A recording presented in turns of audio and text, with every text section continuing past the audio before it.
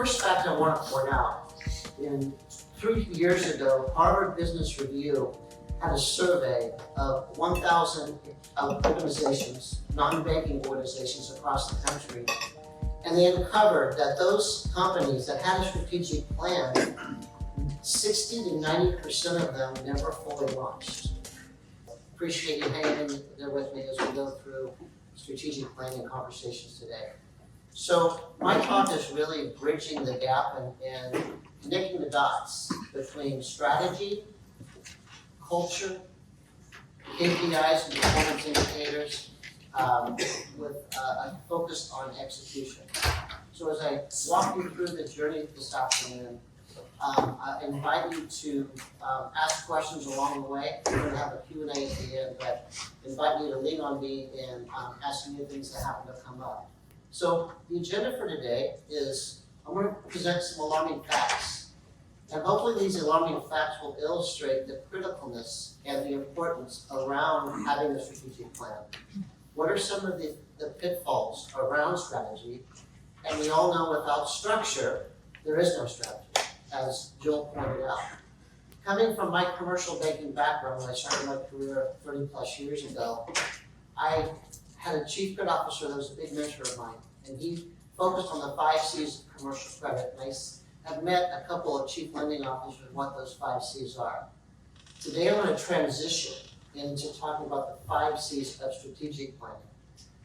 Not too similar, but a couple of them are very similar to 5 C's of commercial credit. And then I'm also going to bring up some trends we are seeing as we are working on engagements and what strategic priorities are bubbling up to the top as recurring themes as we go through engagements with these incredible institutions. So, first fact I want to point out, 3 years ago, Harvard Business Review had a survey of 1,000 organizations, non-banking organizations across the country, and they uncovered that those companies that had a strategic plan, 60 to 90% of them never fully launched. Another study done by a gentleman by David Kaplan. David was actually on the Federal Reserve Board. In his study, he incorporated financial institutions in his study across the country. His findings and coverings were 90% of strategic plans were not fully executed with those companies that have them. So simple math tells me that 10% were successful, a huge upswing of potential of improvement. Further noted, he indicated that 48% of those organizations missed their strategic priorities that they had set. So clearly there's room for improvement. There's a clear high sense of urgency around the strategic plans. And the question I would ask is that strategy is hard work. So if you're putting in the work in drafting this 45 to 50 page document that the regulators require, why not take that and use it to your advantage to execute and really move your institution from a good organization to a great organization? So hopefully, maybe some of you fall in this category, but today we're going to find out by taking a poll. So if you could pull up your phones, I'd like to know how effective do you feel your financial institution is executing its strategic plan? So in terms of those that are highly effective, those that have a regular cadence, those have accountability sessions, those have those plan, track, the progress, your KPIs that you co-create together. The second one is you're somewhat effective. You create your plan, but maybe there's 2 or 3 initiatives that you are struggling with. Maybe there's some roadblocks that you're, as a leadership team, you just can't get your head around. Or you're rarely effective. You have a plan, but you just have a hard time getting it across the finish line based upon its effectiveness. And these you're not sure. So if you could take a minute, and we'll take a minute to see where everyone lands here. So it looks like B is the winner so far, somewhat effective, room for improvement. We have some in the A category, 20%. Congratulations to all of you that answered that. We have some that are rarely effective that could use an extra push in not only creating a plan, but execution. And we have 3% that are D. So we're going to continue to run this poll, but the clear winner is B. So thank you for your honesty and candidness in terms of answering this. So we'll move on. So as I move through my presentation, I kind of want us to look through the lens of framing the challenges. And what I'm going to be talking about are some missteps that we are seeing at OneAccord from a strategic planning perspective. And hopefully some of these will resonate, and so we can have a conversation around avoiding them in the future. So many institutions, not all, but some institutions that we come across is they view strategic planning as an annual event. They have heartache. When they think of strategic planning, it's a check of the box. We all know regulators require strategic planning. So it's just check in the box and then move on to day-to-day business. OneAccord, we strive in taking that strategic planning document, like I said, and making it an action item, making it an executable, live document, taking that document and making it come alive in the organization. Boards of directors, those of you who have close ties with your board, they're making it a standing agenda item on their board agenda, making it part of their monthly and quarterly meetings, ensuring that there's accountability, making sure there's execution, and also any bottlenecks that come up, using their resources to help them over that hump. The second piece is that there's a clear disconnect sometimes between strategy and operations. So what I mean by this is operationalizing the plan, making it easy to understand from a frontline perspective of how to execute. Really connecting the dots and understanding there's a clear connection between how we execute and how we align with the strategic initiatives that we're focused on. Under leverage culture, being able to utilize the culture that you all are so passionate about. Last night and this morning, I talked to a couple of you that were very proud of their culture, had people that started their careers at their institution as either in the front line as tellers and had 25, sometimes 30-year career tenure in the C-suite. And in fact, the institution that Joel mentioned that we had the opportunity to work together, they had a very strong culture. So leveraging culture, we're going to talk about this in a second of how to ensure you're leveraging that. And lastly, misaligning the metrics, making sure the metrics and the KPIs are aligning with your vision and aligning with the strategy. And very, very important, ensuring that ALM best practices create real projections. So this morning, Scott and Conrad talked about the heightening yield curve. How the heightening yield curve may create 4 or 5 rate reductions between now and the end of 26. What Green Capital was able to project and help us with, not only in the 2-day offsite, but after the offsite in this particular example, was how those projections, those assumptions, how that intersects and impacts your capital cushion and your capital structure and your interest rate sensitivity as it relates to setting those boundaries in terms of setting a 6% growth rate or a 6% deposit rate. Ensuring those boundaries are set and ensuring that the board, in particular, that wants to grow the institution, there's enough capital to support the growth. And the lack of execution. That is probably the biggest reason that we're seeing from where we sit of why strategy isn't successful in our industry. So the 5 C's of strategic planning. The first one is clarity. Having ownership and accountability, making sure that the strategic plan that you're so proud of and been able to co-create with your board and leadership team, being able to keep it simple, making sure that everyone in the organization understands it, but more importantly, understands the why around it and how they're tying their specific role, their specific responsibilities to accomplishing what's in the plan. Really understanding that the communication is critical in empowering your people to execute. The second C is culture. So culture is critical in terms of understanding what culture is a strategic answer. So culture shapes behavior, but behavior drives execution. And we've all heard the adage that culture eats strategy for breakfast. And I would agree with that adage. But I would also add the converse, that a misaligned culture or a not so invigorated culture undermines strategy. So real culture is a critical component, and I would argue it as a intangible should belong on a balance sheet of a bank, because people unfortunately don't leverage their culture based upon the strengths of what their culture is able to unveil. Culture is determined how we show up. It's important how we lead and model behavior, and that culture results in really focusing on execution.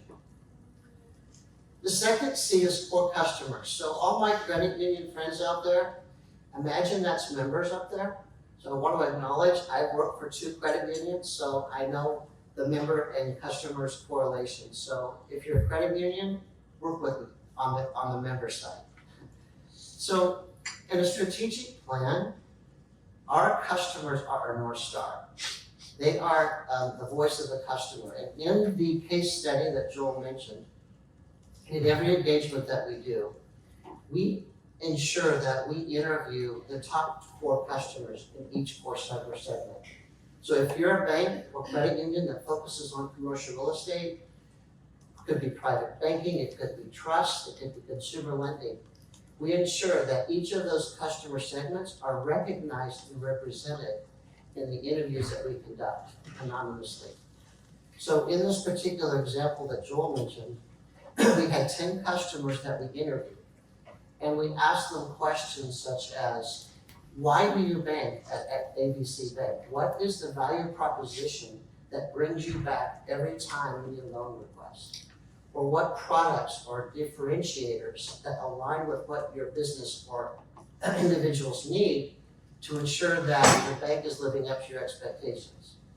We really try to understand their behavior patterns and understand the why around their banking with their respective institution.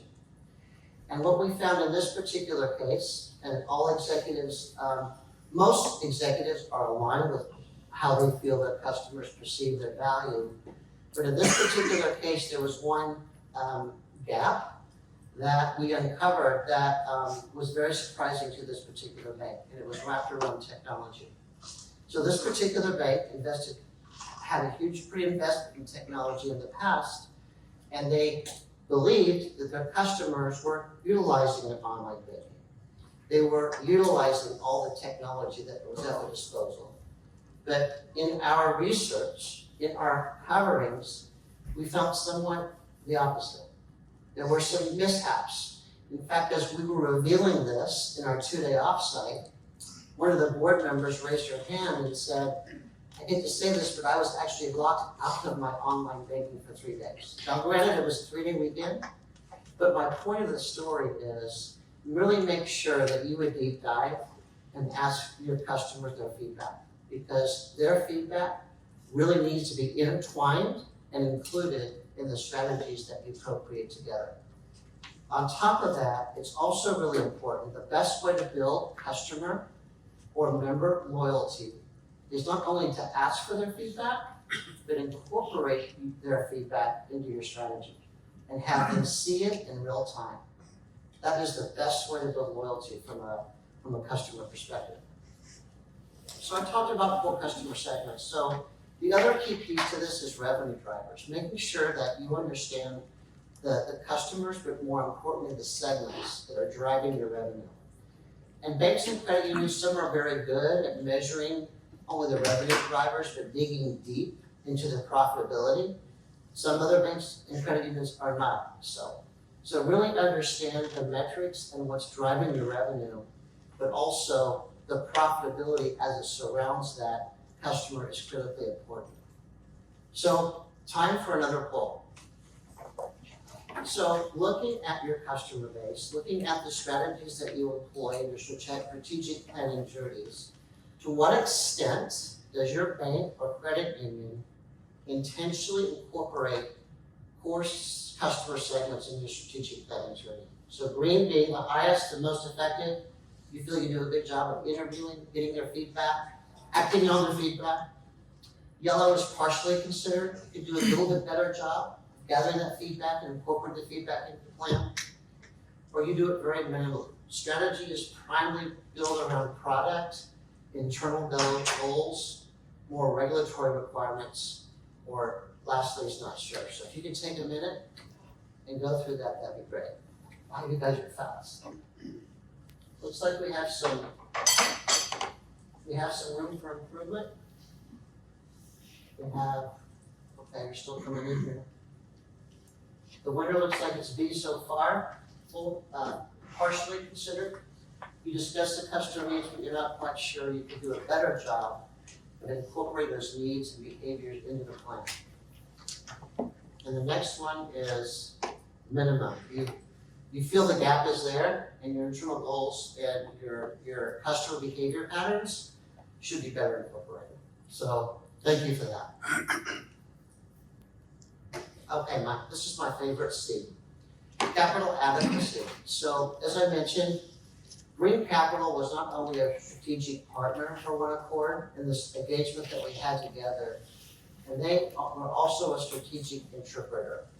And by that, I mean they were able to, based upon where the bank wanted to grow, based upon where new geographies were identified, and based upon all the assumptions, based upon what's forward-looking of the economy and all these other external factors, what do those forecasts look like from a capital structure perspective? And Joel and Matt were very good at really interjecting their thought process, not only during the two-day offsite in this particular example, but really good about continuing the conversation around, particularly with the CFO and leadership team, on the why around these guardrails need to be set. The second piece to that is the risk appetite, really understanding the alignment between the board and the leadership team on how much risk the institution was able and willing to accept. So there was a lot of conversations, both pre-two-day offsite and during the two-day offsite, particularly with the board, in terms of where they landed on that risk appetite litmus test. And we also have to plan for regulatory expectations, right? We have to, and the capital structure should not be limiting, but it should support the growth and not limit the ambition that we co-create this together. The other thing that Green Capital was really, really excellent at was translating the vision into realistic forecasts. Understanding that based upon the assumptions of what we know today, based upon interest rate sensitivity, based upon understanding what the capital cushion should look like in 1, 2, 3 years out, how does that impact the capital, the net worth, ROA, and ROE? So all of those were very well articulated based upon OneAccord and Green working together on those specific. And at the end of the day, the leadership team was extremely pleased with the outputs. So like I said, Green was extremely instrumental in being a strategic interpreter, understanding the do's and the don'ts, but more importantly, setting the guardrails of what that recruiting runway looked like. Time to take another poll. So how well does your strategic plan align with your institution's financial structure? In the event, are you looking at liquidity, capital capacity, and risk tolerance, including your risk appetite? You feel you consider all these factors very well in incorporating a good strategic plan? Answer green. Yellow is somewhat limited. You understand what capital and liquidity are, but alignment could improve. A better alignment between the board and the leadership team. Orange, you're not really sure, and red is you're just not sure. So take a minute to answer those and we'll see where we land. Oh, you guys are doing a good job, 52%. A. No C and D. I venture to guess you're using green already. All right, great. The last C is communicating the plan. So I won't mention names, but I used to work with a court institution that felt compelled to keep their strategic plan very secret. Only the C-suite and board were privy to what's in the strategic plan. Then we hired an outside consultant to come in and said, you're making a big mistake. And boy, was that a game changer. Once we were able to collaborate, we were able to cascade the strategies down to the people on the front lines who are actually going to execute. It made a huge difference. So my advice is really understanding and in beginning to engage both your frontline, your VPs, anybody below that suite sooner than later. Because the more that they can get behind it, the more time they have to put a plan together and focus on execution. And last thing I want to say about the board, leverage your board. Your board can be a force multiplier. Leverage their expertise. Like I said, boards are becoming much more diligent and purposeful around strategy. They're creating a standing board agenda item. Wanting to know the updates, what course corrections need to be made. But more importantly, how can they help the leadership team in execution? So this is how OneAccord approached a strategic planning engagement. And this is at a very, very high level. So the first thing that we do is we interview all internal stakeholders, and we also collect data. So we collect both qualitative and quantitative data through interviews, through financials, through other reporting mechanisms and tools that we analyze. Then we take this data, we summarize it, we generate a report, and prepare for the two-day offsite. Creating a plan, understanding what those key differentiators are that make this leadership team or this institution different, and propose a full one-page strategy plan, starting with the mission, vision, values, which is the culture piece, cascading it over to revenue drivers, success stories, and then brand awareness. And then we all filter it down. We land on strategic priorities, strategic initiatives for year 1 through year 3, and then we start the execution process, which is regular cadences, monthly and quarterly, to help the leadership team support them with the tools and the resources to be successful throughout the year. So here are some strategic priorities that we're seeing. Probably the biggest one is talent development and succession planning. As Joel mentioned, I do a lot of work in this space. And what is a very alarming fact that in our industry, credit unions and community banks, and between now and 2030, that's in 5 years, we're expecting over 10,000 retirements between that 5-year period, which is obviously the baby boom. So, as I say in my presentations, this isn't coming, it's already here. So, if your institution doesn't have a succession plan, not only for your leadership team, but for your entire organization, the time is to start now, because it's becoming a recurring theme as it relates to strategic planning. Digital transformation. Technology is top of mind. Beginning to think about reducing the friction and allowing your new members or new customers to come into your institution that's flawless and welcoming through an onboarding experience perspective. Being able to have a seamless online banking experience, unlike the customer we just mentioned. Again, improving capital adequacy, understanding the importance and creating a robust strategy around capital infusion and capital adequacy, which includes interest rate sensitivity and solvency. Organic and inorganic growth. So most strategies are focused on organic growth. The larger institutions, credit unions in particular, are focused on M&A activity. M&A activity is becoming ever more present. It's the beginning of the year, and institutions are becoming more aggressive in terms of executing on their M&A strategies. Trends we are seeing, so we're seeing a lot of transitions from product-centric to customer-centric. And like I said before, that's one of the C's and the 5 C's of strategic planning. being able to understand not only your customers' needs, but like Steve Jobs used to say, anticipating their needs before they do. Much more board involvement, I talked about that. Having agility and shorter planning cycles. Before, 3 or 4 years ago, the typical strategic plan was 5 years. Financial institutions are realizing that's too far out. They're shortening that cycle to a 3-year plan with intermittent updates every single year. And that's what we're doing with our customer that we're working on together. Much more attention to execution. Starting earlier than later on execution, making sure you're assigning the appropriate expertise to each strategic initiative, and you're leveraging the experience in your institution to help with execution. And partnering with fintechs. Dan talked about that earlier today, and if you have any questions or concern or even opportunities to talk to Dan, he is Dan Wheeler. He is the expert in terms of partnering with fintechs, and I'm seeing a lot of institutions becoming much more familiar and being more diligent in leveraging fintechs in their technology footprint.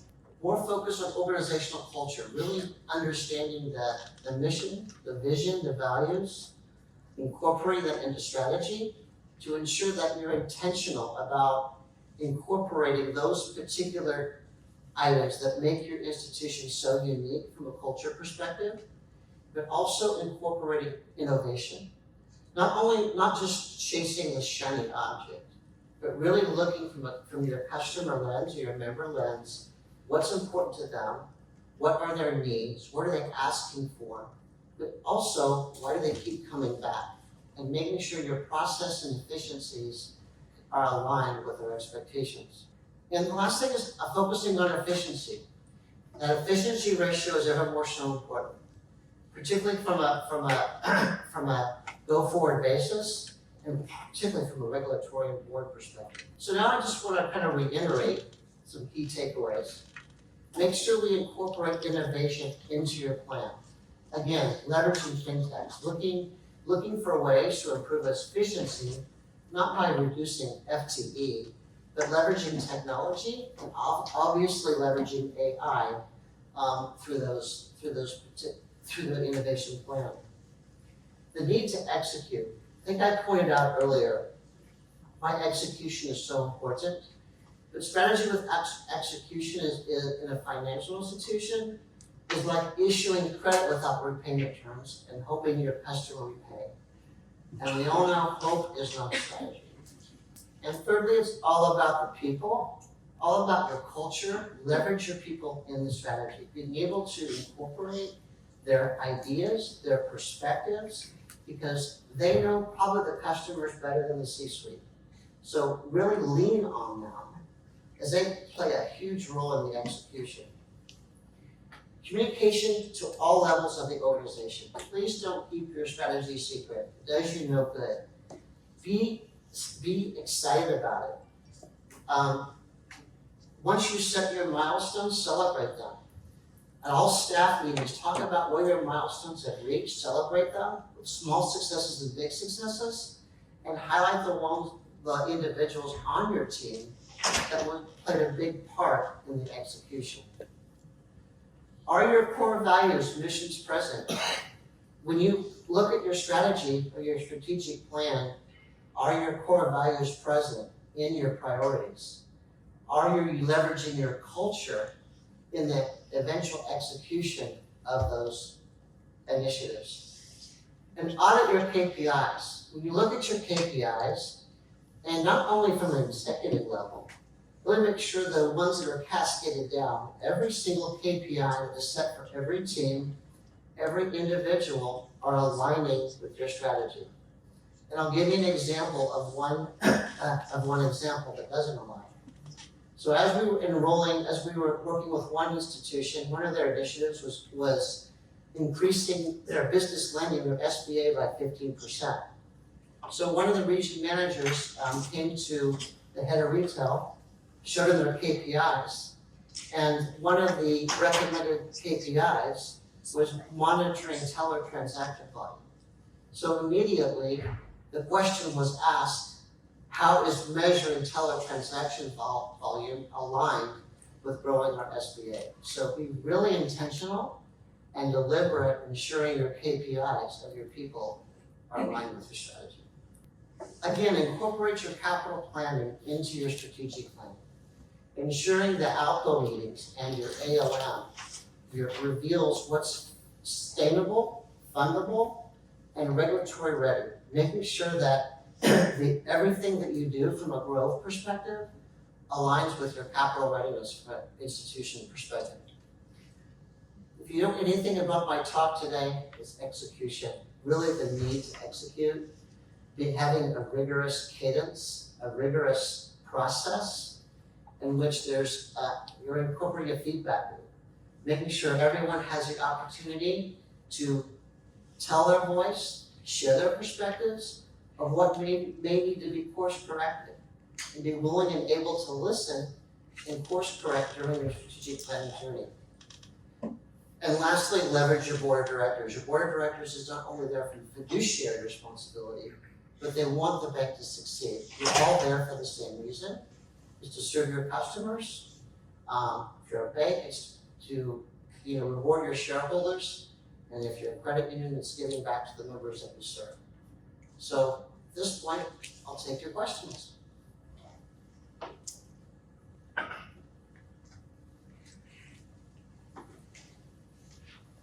Yes. So, yeah, I cannot project it after lunch. So, I have a question.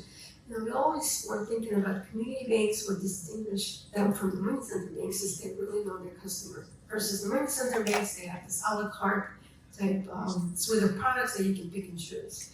But with the use of large data models, large data sets, do you think money center banks can kind of get to know their customers through that back door using, let's say, AI, or get enough data so they can then anticipate the needs of their clients? Or do you still see some cushion, some ways where community banks can truly still serve their communities and see the pain points and then provide solutions that would then provide some mitigants for whatever that their clients are facing challenges at. So my question is, in your opinion, do community banks still have that mode of really knowing their customers? Absolutely. Community banks are a key point in their communities that they serve. There's always going to be a need, always going to be a purpose, a clear, defined purpose for community banks in their communities that they serve, and for credit unions too. Credit unions and communities have a strong purpose in fulfilling the needs of their credit unions, of their members, of their customers. And having a strategy that I've talked about of understanding how to execute is even more important for community banks not only to survive but to thrive. So that answers your question. What do you think about I'm curious as to what do you think about the data sets that are available to the banks and how, the larger banks that have the technology stack to actually process that data. Mm-hmm. Is there an advantage there? Just curious on your thoughts. Like that, is it something that the large money center banks can leverage and then get closer to their customers? So from a technology perspective, my recommendation is leveraging AI. AI, there's a couple of fintech companies out there that are using AI and leveraging data to ensure that not only the big banks can leverage their data, but also the small community banks can also leverage their data. By looking, for example, taking a loan portfolio, being very granular in terms of looking at the success and the returns of a certain loan asset category, and based upon consumer behavior, based upon their customer behavior, how important is it to keep either product mixes in place, or is it important to go after other product mixes or other loan categories based upon what AI data is telling the bank or telling the leadership team? So, to your question, AI is becoming ever more important in ensuring that banks are diligent and deliberate about using their data to their advantage. I wanted to be generous and give other people opportunity to ask questions, but we hear a lot, and especially in the community space and credit unions, that there is a succession crisis. Is it true or not in your opinion? Is there a succession crisis? Because there's a lot of bankers, I know a bank, they have the CEO of a bank that's based in DC, and he's like a third generation CEO, and he told me he doesn't want his kids to go into banking. Yeah, so wow, yeah. So, A true champion for the industry, right? So my question is do you see a succession crisis in this industry? Do you see new blood coming in, or people going somewhere else? There are more sexy sectors out there that attracts more talent. I love this question. So to answer your question, I wouldn't call it a crisis. I would call it an opportunity for us to respond. And so to your point, there's less people that are graduating that look at banking as a career opportunity. I'll be very frank about that. But our industry in general is doing a better job now than they were, say, 4 years ago in educating our future bankers to come into our industry through job fairs, through going on campuses, partnering with universities to help with those conversations. On the flip side of that, like I said earlier in my presentation, in our industry, there's 10,000 of retirements between now and the end of 2030. That's coming directly from the baby boom generation. So if you don't have a succession plan in place now for your C-suite, or even one level below that, now's the time to start that journey. And if you need help with that, OneAccord can help. So we're very cognizant of that, and we are helping institutions put a robust succession plan around those things. Pauline, to add on to that, if I may, May of this year, one of the last panels that I moderated was for FBA CFO conference down there. I had the pleasure of being able to moderate a regulatory panel. Had some heavier hitters from FRB, FDIC, OCC, and CSBS. And when we prepped all our materials, it was going to be balance sheet hot topics, or no, regulatory hot topics was the label for the panel. And when I put stuff through to the panelists and said, here's what I'm thinking, what are y'all thinking? They said the big one you're leaving out, and it was pretty much unanimously, is we're not going to be talking enough about essentially C-suite middle management succession planning. It's got to be a tougher focus. It's got to be a more involved and deliberate focus. We want to talk about that. I wasn't ready for it, but it was easy enough. We threw it in and moderated the panel, and there was great dialogue going on about just that topic. So it's clear it's increasingly weighing on your minds, and probably collectively the folks in the room, if anyone else wanted to comment on it, based on actual experience, recent review or otherwise, it would be helpful. But it's clearly coming into focus that the trends are there. Or the expected, future numbers and reduction is there. They're worried about it, and they want to see us start to get things in place. Anybody else have any comments or color on that from the exam process or other feedback, roundtables? Perhaps not yet. Any other questions? If not, thank you for your time. Thank you. Appreciate it.